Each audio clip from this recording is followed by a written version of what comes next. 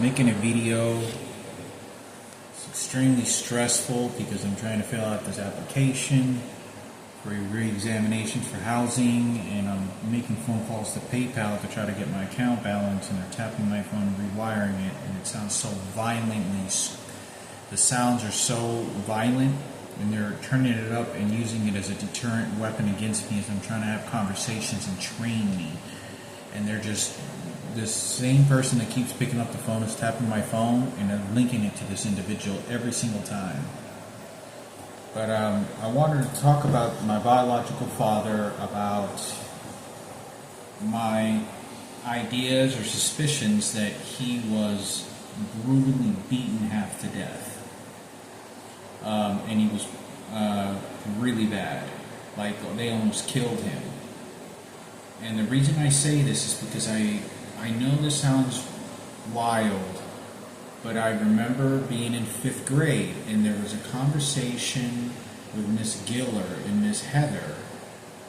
And it's so difficult to try to say, oh, I know that's what I heard. But they had said something about, I want to say I think I heard, or there was something about someone being in a coma, and said they put him in a coma.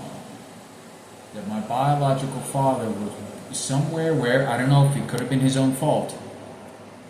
Wherever he was, whatever he did, somebody or a group of people had beaten him half to death, where he was placed in a coma and nearly died from the beating. And, there's all these kinds of stuff that's going on that I think everybody's cleaning up and whatnot. I still believe Bruce is still alive. I don't know why. I find it very difficult. I mean, he may have passed away. I hate juggling that idea. It bothers me a lot. But the reason I say this is because why was Ken Cooper and Sarah Cooper's lookalikes and actors, personal actors that were playing him at Bruce's house? These people did not know who Bruce was. They did not. I know who the kind of people Bruce was hanging around, and they did not know who Bruce was in any form of a way. And when I got there, Ken Cooper's lookalike impersonator, their impersonator, Ken Cooper's impersonator and Sarah Cooper's impersonator was inside the house, and like behind the couch, in this little corner area away from everyone, just sitting there, and Ken Cooper was looking at everyone like he was in charge, and he just looks over at me, and then it wasn't anything angry, but he just looks at me, and he just looking at me, and he goes, and he behaves like, like he's controlling or supervising everything. And Sarah Cooper's impersonator walks right by him and sits down and behaves exactly like Sarah Cooper does. Both of these people did not know Bruce at all, especially that white-haired blonde guy that looks exactly like him. Why were they there at the funeral gathering? It wasn't at the funeral gathering because I didn't see them. I didn't see these people at the funeral. I don't remember seeing them. They could have been there. I'm not saying they weren't. I don't remember seeing them there, though. But when we went to Bruce's house to have food and talk to one another, Chris Martinez, Joni, a few other people that knew Bruce that I didn't really know at all. I don't think Michael wasn't there. Trey was there. Joe was there, Joe's brother. And they showed up there. Like it was like a food gathering right after the service. Everybody went to Bruce's house, and Bruce's wife was there. And they were there, but I don't remember seeing. I'm almost positive I didn't see them, because I know that I would have spotted them right there at the spot at the funeral. But I don't remember seeing them there. So I thought I would make a conversation about this, is that why would they be there and they didn't know who Bruce was and behaving like they're the authority about everyone there? I don't know. Sarah and Ken, impersonators, were there. So You know, this is in 2016, 2017 when Bruce passed away.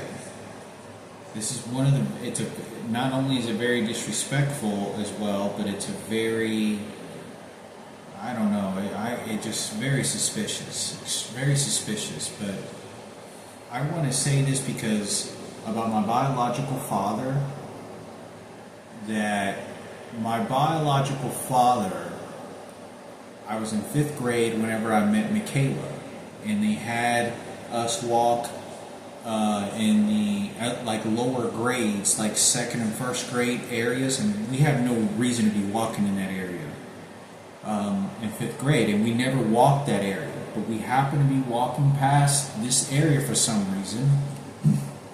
Could have been going to a computer class because they had the computer classes near that area, but we just didn't go to those classes. It was, I don't know why at this particular time, because at that particular time I don't remember it being a frequent visit. We go down this hall, but we did this time, and I don't know. We could have been doing a computer class, but they literally, both teachers stopped us at the same time, and I looked. She was going this way, and I was going this way, and I looked over at Michaela, and it was her. It was Michaela, and you know, she just was there, calm, very calm, and then just looked over at me, and she had her hands behind her back like she was just goody two shoes, not smiling or smirking, but very cardinal, like she's doing everything she's being told. Like she seemed very cardinal of like really listening to what the teacher and the students were supposed to behave. She didn't seem like an adolescent child at all. So, but I was in 5th grade, and Miss Giller, she looked exactly like Michaela. Like same skin tone, same eye color, same hairstyle, same hair color, except she was a giant. And I think she was probably a transgender. I don't know, I think she was. But she was very big. She was a very big person. Daniel Box had her for a class. I never had problems with Miss Giller. I was in her class because we used to rotate with Miss McKinney, Miss Giller, and Miss Heather. There were 3 teachers for 5th grade that I could remember. There was only 3 teachers, if I recall. And when I went to Miss Giller's class, I never had any problems at all. She didn't hate me, she didn't despise me, nothing like that. So I thought it was important for me to say something because I remember Miss Heather, they were talking in the hallway, and Miss Heather was standing near her door, and then right next door on her door, Miss Giller they would talk to one another when we would rotate classes, and I looked over, and she was, like something had happened, she said he was placed in a coma. So, like they beat him and they put him in a coma. So, it's real vague to me because it was a long time ago, but this is what my suspicions are. I could be totally wrong about this. But I thought I'd at least try to bring it up, that he was beaten very, very horrifically by, I don't know what means, whether it was his fault, he was at a bar, he robbed somebody, I don't know. But that's what my suspicions is possibly about this. Because the reason it leads me to believe that even more is because I think to myself, Ken Cooper said something like he was protecting him. And Ken Cooper, when we were in the car with me, Frankie, and Julian, and he was driving, and I don't know, he could have been talking about Frankie being raped. And I think he was partially talking about Frankie being raped, and they went after he claimed that they went after Miguel, and Ken Cooper was the one straightening everything out, because that's how the conversation went. And we were driving around, and she was showing us all the houses he owned and he built. Anyway, we get to this house, and everything really isn't very connecting with me, Frankie, and Julian with Ken. Ken is definitely guiding the situation. He's in total charge. Frankie doesn't look like he likes him very much. He doesn't look like he's very in tune with him. it just doesn't. And obviously, because he made him cry on the dock area, and they took him to the warehouse and they pulled a knife on Frankie while we were just touring, and Frankie went like this, like he got scared. Like I remember Frankie jolting back, and he opened up his eyes because when Ken Cooper opened the door, and he said that's one of the managers that own this company. And the guy was looking at the computer screen, and he pulled out a knife and he goes like this to Frankie. But he was just not aggressive. Just he pulls it out to like show him or so he could see something. And as soon as he looked, Frankie kind of jolted back like, and then he was thinking about something. So I don't know if somebody pulled a knife on Frankie, whether maybe Miguel pulled a knife on Frankie when he raped him, or said that you better not say anything to anybody, and I just never saw that. I don't know, or it was somebody pulling, I don't know what that was. I don't know what that meant, but I know that Ken was sort of grooming Frankie along all the way till we're walking on the balcony. I didn't walk back there. I walked back there for a second, and I noticed they were having a quick 1-minute conversation, and Frankie just says, "No, it's okay. It's okay. Don't worry about it. I'm fine." And Ken Cooper was like, "Oh yeah, I know, you know." And he was behaving like that, and he's looking at Frankie like, "Oh." And this is why when we got back to the house, he took Frankie to the balcony. To the backyard on the rocking chair. Just him and Frankie, and he started to like cuddle him and smoke a cigar like they were having the best time of life or some shit. And Frankie seemed to go. He seemed to very much be going along like yeah, and he really didn't. In the beginning, the entire time he didn't connect with him at all. But he was just like, oh yeah, okay, Ken, But I say this because when we walked next door to that house, Ken Cooper brought up about a girl having Down syndrome, and that she died when she was 14, or there was a little girl that died when she was like 14, and that's the same age as what my sister. I still don't know how my biological sister, Marissa or Miranda, whatever her name is, I don't know what she died from, what age she died, I'm sorry. I don't know what age she died. I think she wasn't older than 14 to my understanding, because I remember her being 18 months older than me. And I remember doing the math where we're on the porch, because I was just like, oh, when's your birthday? And me and Ivan were talking about birthdays. So Ken Cooper mentioned something about a dead little girl, but not to me. He was like sort of talking over me and Frankie and Julian at the same time as we were just walking around the house. And he was at the front door at this point before we left, and he goes, yeah, and he had the keys, and he goes, yeah, I got the keys to the house. And he was like, yeah, he goes, the guy who used to live here was making a lot of money because he lived with his parents and he never had to pay rent, and he saved up all his money that he had, and he bought himself a house, and he saved up every penny. And he finally said, yeah, he finally got a job.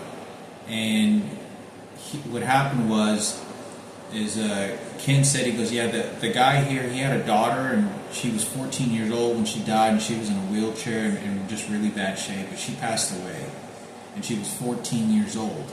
So I don't know if she was 14 years old. If Marissa or Miranda died when she was 14 years old, bingo, he was the one that just told me. But he didn't say I had a sister. He never said that to Frankie. He never said that to Julian. He never said, Hector, do you know you had a sister that died?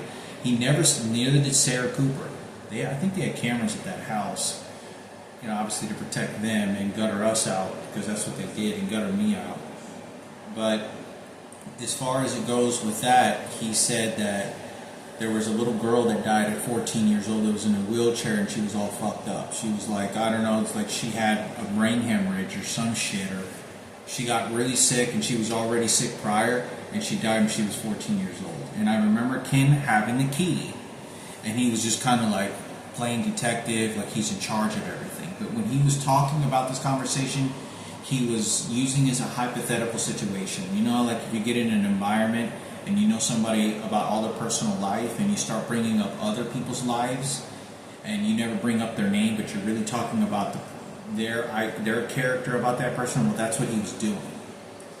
And so, but he said when we were in that house, he says that yeah, that one of the guys who used to live here, he says, got into a real bad fight, and he says that they beat him very bad. He said they disfigured him, they beat him very bad because he was in they put him in a hospital. He was beaten.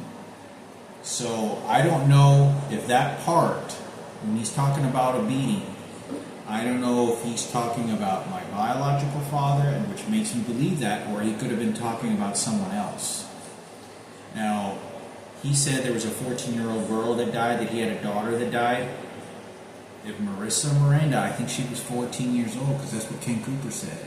But he never told, this conversation isn't about my sister, he's saying this, he's bringing in hypothetical situations.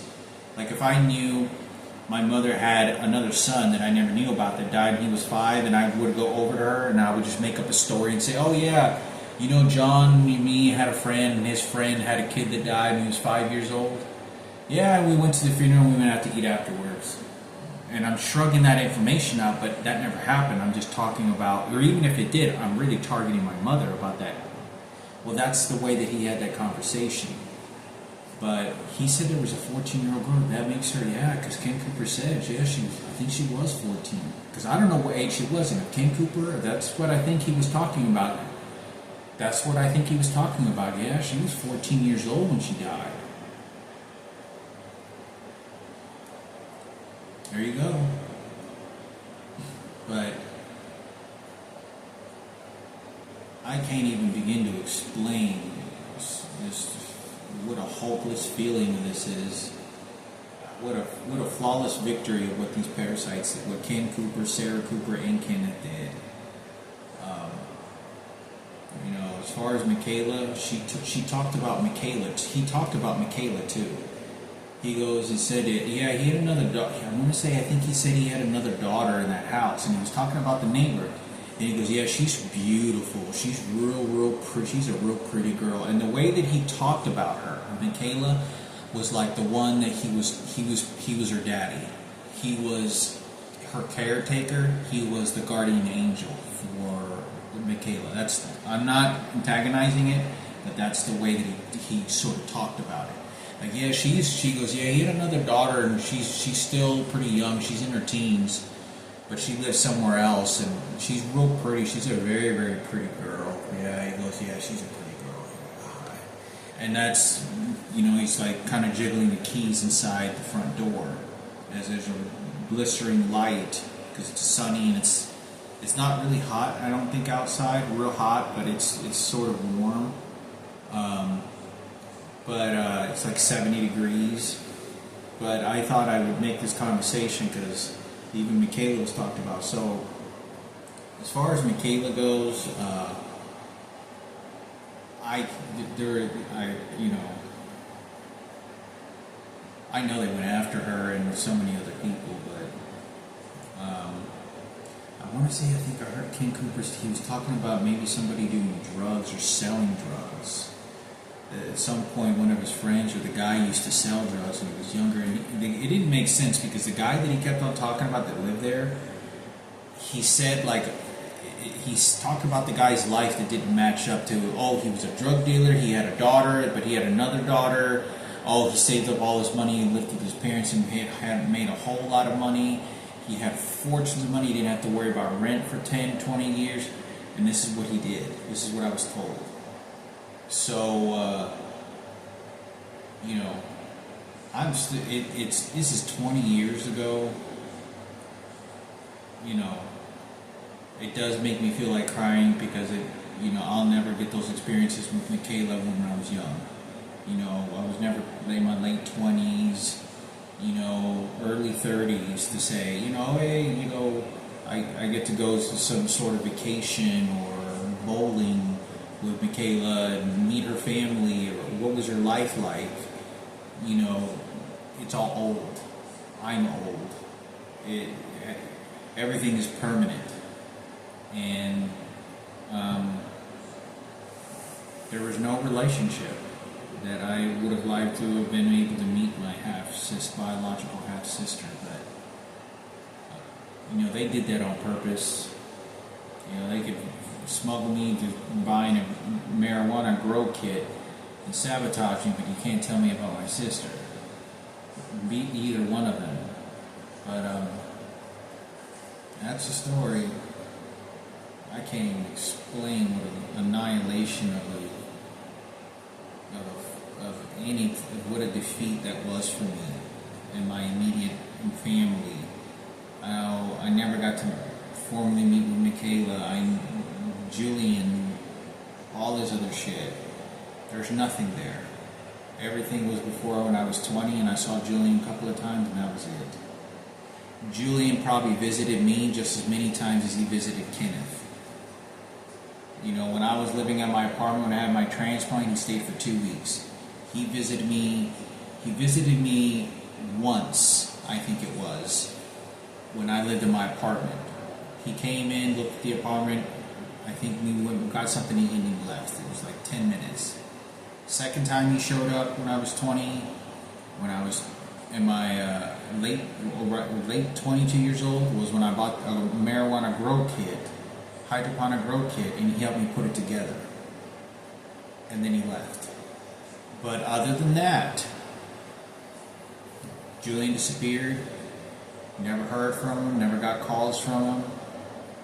He showed up to my house, my apartment, when I was 23, when I had my transplant, stayed for 2 weeks, and then he left. I don't even know if I got one phone call from him after that ever again. I think I did maybe once, that was it. I think he just called me once, but that was it. I never spoke to Julian. I moved into his house. Apartment when I was 27 years old, when I got hired for the federal government. And I lived there for 3 or 4 months. 4 months at most, but I want to say I lived there for a total of 3 months. When I lived there, this is when he was working at the strip club. This is whenever he was earned his GED. And as far as that goes, with the experience, I lived with him there. It doesn't really count for visiting because I lived there, but Julian visited Kenneth several times, and he went to Julian's apartment, I think, at least once or twice, and Julian went to his apartment at least a few times. But I wanted to say something about that because, you know, I think more than anything that I would have really liked is I would have really liked to lift weights and have experiences with Frankie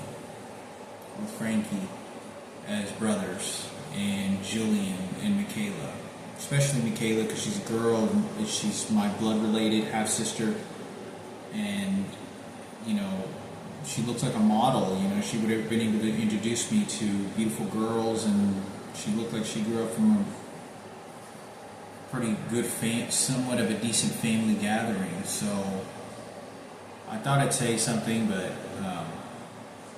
there's absolutely no experiences at all. So yeah, it's hard to even describe the defeat, like a defeat of shame, a defeat that only makes me feel shame of how they covered it up, the gay community, the people at my job sites that were being informed information, the psychologists. What a defeat this was, because there was absolutely nothing there. I mean, Ken Cooper was literally talking. That was his little sweet daughter that he was guarding. Now, I'm not trying to say he was doing something bad, because, you know, at least when that comes, because given the fact she's half white and half Mexican, and she's a very attractive-looking girl, he would have sent people to go look after her, just like Kenneth would have, to then cover up and say, look what we protected. So, you know, I don't know what to say about that, but, you know, I definitely do know that it would have been put on their advantage table, for their advantage, not mine. And that's it, that's the story. So hopefully my biological father wasn't him to get beaten, but regardless, even if he did, isn't going to change,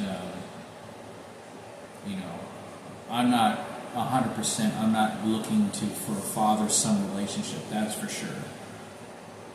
But it would never work, because there's so much entanglement information, it's never, if he's still alive and what kind of mental state he's in. But I do know that when I was at my job sites, they were talking about him.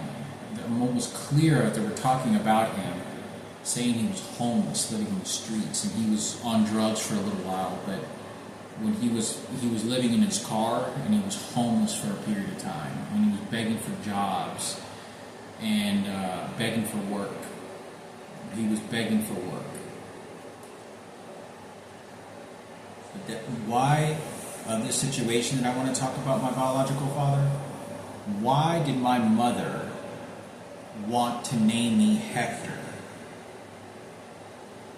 knowing that he wasn't going to be in the picture to begin with? Because she knew that this guy didn't show up when Madison died, and